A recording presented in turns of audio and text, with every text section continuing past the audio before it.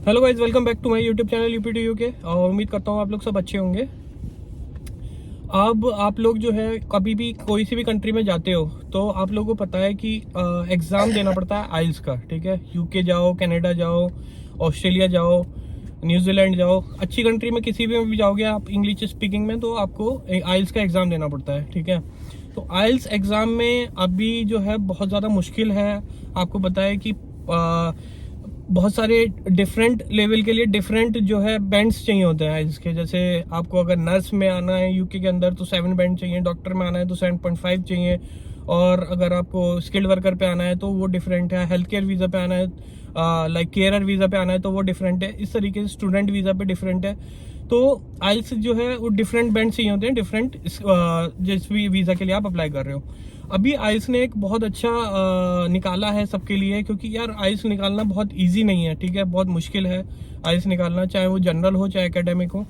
General तो फिर भी थोड़ा सा इजी बोलते हैं और एकेडमिक तो बहुत ज़्यादा डिफिकल्ट है। तो यूके आइल्स ने जो एक बहुत अच्छी स्कीम निकाली है, स्कीम इन द सेंस कि आपको बहुत अच्छी एक अपॉर्चुनिटी दी है कि आप जिनका क्रैक नहीं हो पा रहा है, मैं तो जानता हूँ लोग 4-4 5-5 बार दिए हैं जो एनएचएस नर्स के लिए अप्लाई कर रहे हैं, और बहुत ढेर सारे लोग होते हैं स्किल्ड वर्कर के लिए अप्लाई करते हैं। ठीक है, सारी स्किल्स है उनके पास, लेकिन इंग्लिश थोड़ा उनका जो आइल्स है वो स्कोर नहीं आ पाता है। तो उसके लिए एक बहुत अच्छी वो निकाली है। वो क्या है वो हम जानेंगे इस वीडियो में।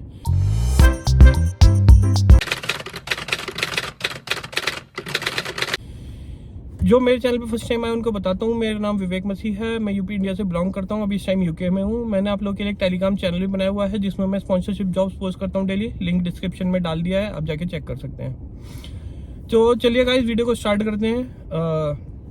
आइल्स एग्जाम क्या होता है सबको पता ही है। इंग्लिश का एग्जाम होता है जो इसमें आपकी प्रोफिशिएंसी का पता लगता है कि आप किस लेवल के आप इंग्लिश है। उसके बाद डिटरमाइन होता है कि मतलब डिसाइड होता है कि आपको जो है वो वीज़ा जिसके लिए भी आप अप्लाई कर रहे हो उसके लिए एलिजिबल हो या नहीं हो। अब हर कंट्री ने हर टाइप के वीज़ा के लिए अपनी अलग एक कैटेगरी बना रखी है, मीन्स कि कितने उनको बैंड चाहिए, उसी के अकॉर्डिंग आपको बैंड लाने पड़ते हैं आप जिस भी कंट्री के लिए अप्लाई कर रहे हो। ठीक है, अब आइल्स ने क्या निकाला है कि अगर आप लाइक सपोज करिए आप कंप्यूटर बेस्ड टेस्ट देते हो। ठीक है, ये सिर्फ कंप्यूटर बेस्ड टेस्ट के लिए है, पेन पेपर वाले के लिए नहीं है। जो भी आप कंप्यूटर बेस्ड टेस्ट देते हो, ठीक है, और अगर आप उसको एक बार में क्लियर नहीं कर पाते हो, ठीक है, एक बार में क्लियर नहीं कर पाते हो, जो भी आपका रिक्वायरमेंट है, जो भी आपका बैंड चाहिए आपको, ठीक है, उसमें अगर आप एक मॉड्यूल में रह जाता है आपका, सपोज करो एक मॉड्यूल में रह जाता है आपके नहीं आ पाते हैं, बहुत ढेर सारे लोगों को मैं जानता हूँ जिनके एक मॉड्यूल रह जाता है, नहीं हो पाता है, वो क्या कर सकते हैं, उनको दोबारा एग्जाम देने की जरूरत नहीं है। बिल्कुल सही सुन रहे हो आप, पूरा एग्जाम देने की जरूरत नहीं है। वो सिर्फ एक मॉड्यूल देके और उसको जो है अपना आइल्स जो है वो क्लियर कर सकते हैं। अब वो कौन कौन सा आइल्स दे सकते हैं, लाइक एकेडमिक, जनरल, यूकेवीआई, सब है इसमें, सारे इंक्लूड होते हैं। तो आप जो भी आप दे रहे हो, आप अगर एक किसी में कम रह गया है तो आप उसको पूरा एग्जाम देने की जरूरत नहीं है, सिर्फ आप उस वाले मॉड्यूल को जाके दे सकते हो। लाइक स्पीकिंग है तो खाली स्पीकिंग दे दो, उसके बाद जो आपको फाइनल रिजल्ट आएगा उसमें सारे बैंड जुड़ के एक साथ पूरा आएगा। ठीक है, तो उसमें आपको बहुत ईजी रहेगा। लेकिन ये नहीं है कि आप बार बार दे सकते हो, सिर्फ एक ही बार है ये। और इसकी एक रूल और है कि आपको 60 डेज के अंदर अंदर ही देना है। लाइक आपने जो एग्जाम दिया है, फर्स्ट एग्जाम जो दिया है, उसके बाद जो एक सिंगल मॉड्यूल का आप दे रहे हो उसको जो है आप सिर्फ 60 डेज के अंदर ही दे सकते हो। ठीक है, उसके बाद अगर आप दोगे तो आपको दोबारा से देना पड़ेगा।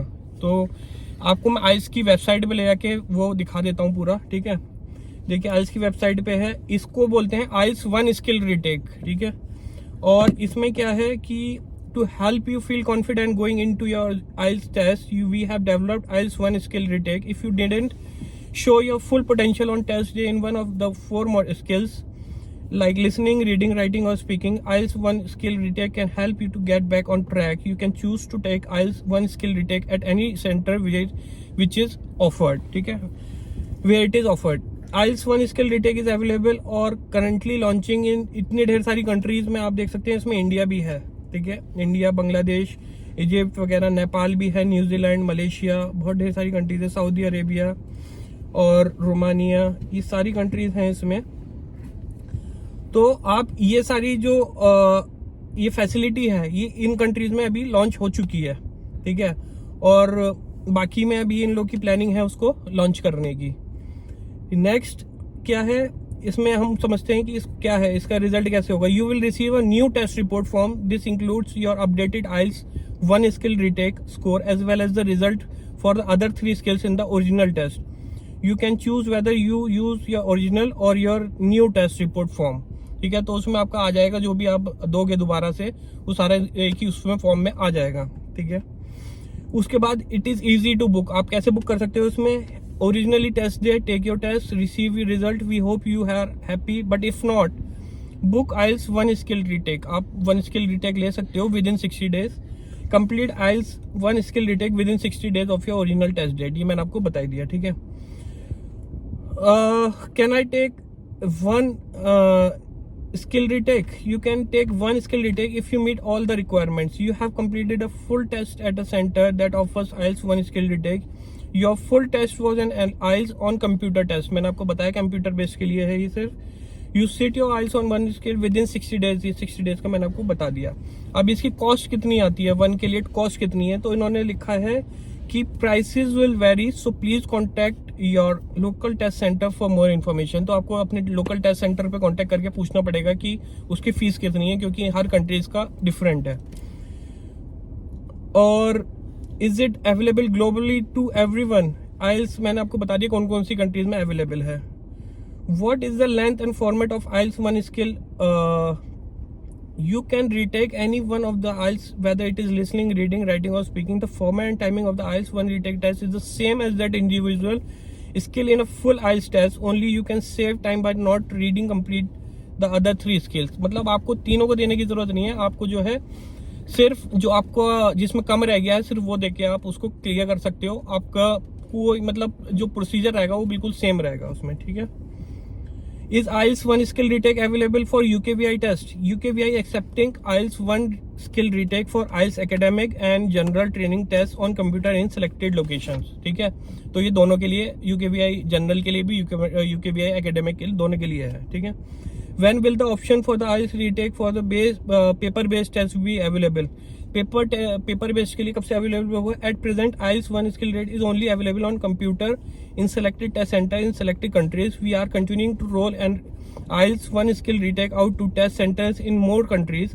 In future, we expect to make IELTS 1 skill retake available to take who have taken the paper-based test, and we will let test takers know when this position is made available. तो ये कोशिश कर रहे हैं कि उस पर भी अप्लाई करें अभी इन्होंने कंप्यूटर बेस के लिए। और मैं आप लोगों को एक चीज़ और बोलना चाहूँगा कि जब भी अगर आप ऐसा करते हो, ये 1 स्किल वाला लेते हो रिटेक, तो आप अपने जो भी एम्प्लॉयर है या जो जहाँ पे भी जा रहे हो, आप एक बार उनसे कंफर्म जरूर कर लेना कि वो इसको कंसिडर करेंगे इस वाले रिजल्ट को या नहीं। ऐसा नहीं हो कि आपने इसमें बिना पूछे उनसे कर लिया बुक और उसके बाद वो बोल रहे हैं कि हम इसको एक्सेप्ट नहीं करते हैं, तो वो वेस्ट ऑफ मनी होगा आपका।